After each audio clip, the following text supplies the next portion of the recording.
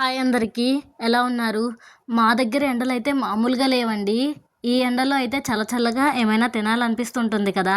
అలా అయితే ఈ వీడియోని స్కిప్ చేయకుండా చూడండి. ఇంట్లోనే కుల్ఫీ టేస్ట్‌లో ఐస్ క్రీమ్ ఎలా చేసుకోవాలో ఈ వీడియోలో అయితే చూపిస్తాను. ఈ ఐస్ క్రీమ్ టేస్ట్ అయితే చాలా బావుంటుందండి. సమ్మర్‌లో చిన్నపిల్లలు ఎక్కువగా అడిగేదైతే ఐస్ క్రీమ్ కదా! అలా అని ప్రతిసారి బయట కొనివ్వలేరు. అలా అనుకుంటే మాత్రం ఇంట్లోనే ఇలా ఈజీగా ప్రిపేర్ చేయండి. పిల్లలు ఎంజాయ్ చేస్తారు, హెల్తీ కూడా. ముందుగా నా వీడియో ఫస్ట్ టైం చూస్తున్నట్టయితే మేక్ ష్యూర్ టు సబ్స్క్రైబ్ అండి. ముందుగా ఒక గిన్నెను ఇలా తడి చేసి పెట్టుకోండి. ఇలా పెట్టుకోవడం వల్ల గిన్నె అయితే అడుగు పట్టదు. నేనైతే 1/2 లీటర్ ఆవు పాలు తీసుకున్నానండి. ఒకవేళ మీ దగ్గర ఆవు పాలు లేకపోతే ప్యాకెట్ పాలు యూస్ చేసినా పర్లేదు. పాలు సిమ్లో మరుగుతుండగానే ఇందులో మిక్స్ చేసుకోవడానికైతే 1 టేబుల్ స్పూన్ కార్న్ ఫ్లోర్ తీసుకోండి. ఒకవేళ మీ దగ్గర కార్న్ ఫ్లోర్ లేకపోతే మైదా పిండి తీసుకున్నా పర్లేదు. బట్ గోధుమ పిండిని అయితే తీసుకోకండి. ఇందులోనే పక్కనే మరుగుతున్న గోరువెచ్చని పాలను అయితే 3 టేబుల్ స్పూన్ల వరకు వేసుకోండి. ఇలా గోరువెచ్చని పాలు వేసుకోవడం వల్ల పిండి అయితే ఉండలు కట్టదు. ఇలా నాలా వయ్యారంగా కాకుండా మీరైతే నీట్గా కలుపుకోండి, ఉండలు కట్టకుండా. దీన్ని పాల్లో వేసుకోవడం వల్ల పాలైతే థిక్నెస్ వస్తుందండి. బట్ ఇందులో గోధుమ పిండి వేస్తే ఆ స్మెల్ వస్తుంది. అందుకనే గోధుమ పిండి వద్దని చెప్పాను. ఇలా గంట సేపు అయినా కూడా ఉండలు కట్టకుండా మాత్రం కలుపుకోవాలి. అండ్ పక్కనే పాలు అనేవి మీగడ కట్టకుండా కలుపుతూ చూసుకోండి. ప్యాకెట్ పాల్లో అయితే మోస్ట్లీ ఫుల్ ఫ్యాట్ మిల్క్ ఉండేలా చూసుకోండి. అండ్ గేదె పాలు అయినా పర్లేదు, ఆ మాత్రం ఫ్యాట్ ఉంటుంది కాబట్టి. 1/2 అవర్ వరకు టైం పడుతుందండి. పాలు బాగా మరిగి దగ్గర పడేసరికి ఇలా మధ్యలో స్పాచులాతో కానీ స్పూన్తో కానీ సైడ్స్ అనేవి స్క్రాప్ చేసుకోండి. పాలు దగ్గర పడేసరికి బాగా మరిగిన స్మెల్ అయితే వస్తుంది. అప్పుడు ఒక 4 టేబుల్ స్పూన్స్ వరకు షుగర్ అయితే వేసుకోండి. ఇది నా స్వీట్నెస్ని బట్టి అయితే చెప్తున్నా, మీకు కూడా సరిపోతుంది. ఒకవేళ షుగర్ కొంచెం తక్కువ తినే వాళ్ళైతే 3 టేబుల్ స్పూన్స్ వరకు యూస్ చేసుకోండి. ఇందులోనే 3 టేబుల్ స్పూన్స్ వరకు మిల్క్ పౌడర్ని అయితే యూస్ చేస్తున్నానండి. అదేనండి పాల పొడి, పాలగుండ అని అంటారు కదా, దాన్ని అయితే 3 టేబుల్ స్పూన్స్ వరకు ఇందులో వేసుకుంటున్నా. ఇది వేసుకున్నాకైతే బాగా కలుపుకోవాలండి, ఉండలు కట్టకుండా. అండ్ ఈ మిల్క్ పౌడర్ ఏ బ్రాండ్ అయినా పర్లేదండి.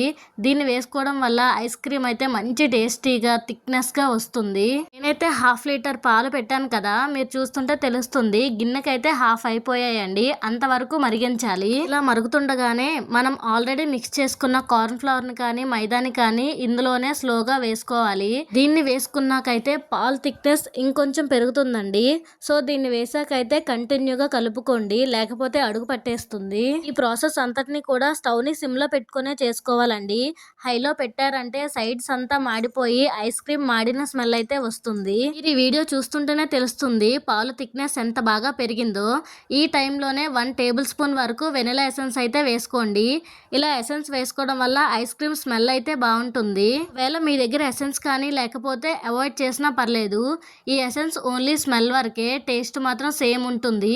ఎసెన్స్ వేసుకున్నాకైతే ఈ మిక్స్చర్ని బాగా కలుపుకొని స్టవ్ అయితే ఆఫ్ చేసేయండి. ఇప్పుడైతే దీన్ని బాగా చల్లారనివ్వాలండి. ఈ మిక్చర్ రూమ్ టెంపరేచర్లోకి వచ్చాక దీన్ని అంతటినీ కూడా ఒక మిక్సీ జార్లోకి అయితే ట్రాన్స్ఫర్ చేసుకోండి. ఇందులోనే 2 టేబుల్ స్పూన్స్ వరకు విపింగ్ క్రీమ్ కానీ ఫ్రెష్ క్రీమ్ కానీ వేసుకోండి.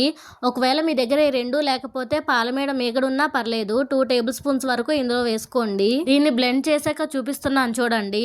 మీడియం థిక్నెస్లో వస్తుందండి. ఇంతకు ముందు చూసినంత థిక్నెస్ అయితే ఉండదు. ఇదైతే ఐస్ క్రీమ్కి పర్ఫెక్ట్ అండి. దీని అంతటినీ కూడా ఐస్ క్రీమ్ జార్స్లోకి అయితే వేసుకోవాలండి. నేను ఈ ఐస్ క్రీమ్ జార్స్ అయితే లాస్ట్ టైం మీషోలో తీసుకున్నా. దీని గురించి కిచెన్ టూల్స్ అనే ఒక వీడియో కూడా చేశానండి. దాన్ని కిందన ట్యాగ్ చేస్తున్నాను, చూసేయండి. ఒకవేళ దీని డీటెయిల్స్ కావాలంటే కామెంట్ చేయండి. కామెంట్ సెక్షన్లో వాటి డీటెయిల్స్ పిన్ చేస్తాను. ఈ ఐస్ క్రీమ్ టేస్ట్ అయితే చాలా బాగుంటుందండి. ప్యూర్ కుల్ఫీ టేస్ట్ అయితే వస్తుంది. ఒకవేళ మీరు దీనిపైన డ్రై ఫ్రూట్స్ వేసుకున్న టేస్ట్ ఇంకా బాగుంటుంది. ఒకవేళ దీన్ని చాకోబార్ ఐస్ క్రీమ్లా చేసుకోవాలనుకున్నా కూడా సేమ్ ప్రాసెస్ అండి. పైన చాక్లెట్ కోటింగ్ ఇవ్వాలి. మంచి branded Choco Bar ice cream taste అయితే వస్తుంది. ఇది కూడా ఇలా స్టిక్స్ కూడా పెట్టుకొని ఫ్రిడ్జ్ని 5 స్పీడ్లో పెట్టి దీన్ని డీప్ ఫ్రిడ్జ్లో 8 to 10 అవర్స్ వరకు అయితే పెట్టుకోవాలండి. ఒకవేళ నైట్ పెడితే మార్నింగ్ అయ్యేసరికి అయితే ఐస్ క్రీమ్ అయిపోతుంది. చూస్తున్నారు కదా, ఐస్ క్రీమ్ అయితే ఇలా వచ్చిందండి. మేము దీన్ని తిన్నాం. టేస్ట్ అయితే చాలా బాగుంది. మీరు కూడా ఇంట్లో ఒకసారి ట్రై చేసి ఎలా వచ్చిందో ప్లీజ్ కామెంట్ చేయండి. వీడియో అంతా అలా ఊరికే చూసి వెళ్ళిపోకుండా ఒక్క లైక్ చేయొచ్చు కదా ప్లీజ్.